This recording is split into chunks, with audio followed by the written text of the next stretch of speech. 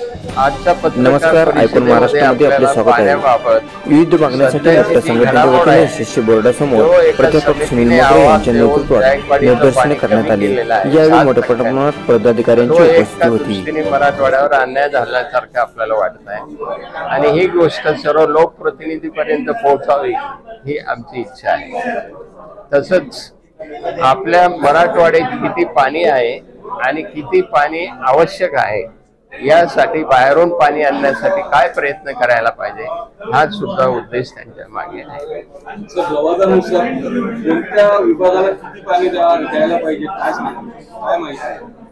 लवादानुसार प्रत्येक खोऱ्यामध्ये किती पाणी द्यायला पाहिजे याची ऑलरेडी वाटप झालेली आहे.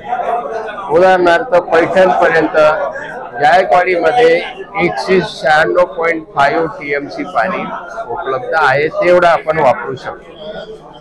त्यातल्या त्यात नाशिक भागामध्ये 115.5 TMC पाणी दिलेलं आहे, परंतु त्यांचा वापर 160 पर्यंत गेलेला आहे.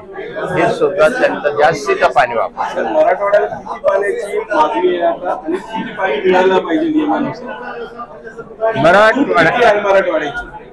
मराठवाड्याला शासनाच्या नियमाप्रमाणे 596 TMC पाण्याची आवश्यकता आहे. आज आपल्याकडे 236 TMC पाणी उपलब्ध आहे आणि 336 आणि आपल्याला 260 TMC पाणी अतिरिक्त आवश्यक आहे, जे बाहेरून आणणं आवश्यक आहे.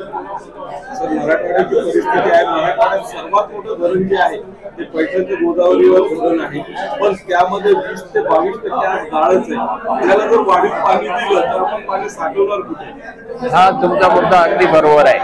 हा मुद्दा घेऊन सुद्धा आम्ही या कमिटी समोर जाणार आहोत की त्यांनी दाखवलेलं एकतर बाष्पीभवन जे दाखवलंय त्याच्यापेक्षा जास्त होत आहे. दुसरी गोष्ट जे गाळाचं सर्वेक्षण व्हायला पाहिजे हे बाकी आहे. गाळाचं सर्वेक्षण होऊन आम्हाला जास्तीचं पाणी मिळणं आवश्यक आहे, कारण झालेला गाळ हा आपल्याला वापरता येत नाही. नाशिकचं जे इगतपुरी जो परिसर आहे, इगतपुरी परिसरात मोठ्या प्रमाणावर पाऊस होतो. तिथे टाटाच्या पाण्यावर वीज निर्मिती करून ते पाणी पुन्हा गुजरातकडे वळतं. ते पाणी जर मराठवाड्याला आले तर मराठवाड्याचा फायदा होणार नाही आणि तेही बंदिस्त पद्धतीने पाईप मधून जर मराठवाड्यापर्यंत आणता येऊ शकत नाही. हा मुद्दा पूर्वी सुद्धा चर्चेत आलेला आहे, परंतु महाराष्ट्राचं कुठलंही पाणी गुजरातला जाणार नाही असा करार झालेला आहे.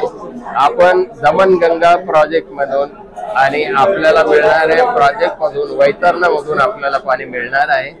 दमनगंगेचं सुद्धा पाणी आपण घेतो आहे आणि हे पाणी आता सर्व आपल्याकडेच मिळणार आहे महाराष्ट्र राज्यात. मागे जालन्याला एक पाणी परिषद झाली होती. त्या पाणी परिषदेमध्ये आपण काही विचार मांडले होते, त्याच्यावर अंमल होणार आहे का, होईल का, काय वाटतं? मी त्यासाठी प्रयत्नशील आहोत. त्याच्यावर अंमल होणं जरुरी आहे आणि त्यामध्ये मी जे बोललो आहे त्याप्रमाणेच माझी सध्याची कारवाई चालू आहे की मराठवाड्याला त्याच्या हिस्साचं पाणी मिळालं पाहिजे आणि पिण्याच्या पाण्याचे सुद्धा आपले प्रश्न सुटले पाहिजेत.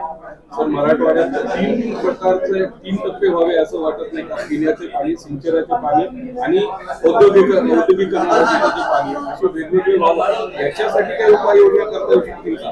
कारण की मराठवाडा आता उद्योगात पुढे जातोय, खास करून संभाजीनगर. अगदी बरोबर आहे आपलं, परंतु प्रत्येक धरणामध्ये 15% पिण्याला पाण्याची सवलत आहे आणि 10% इंडस्ट्रीच्या पाण्यासाठी सवलत आहे.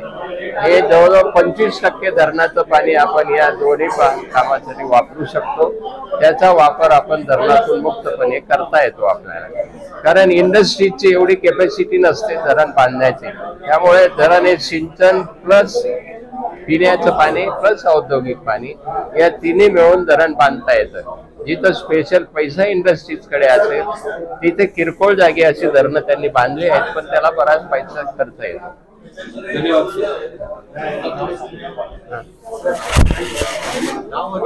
नाव डॉक्टर शंकरराव नागरे,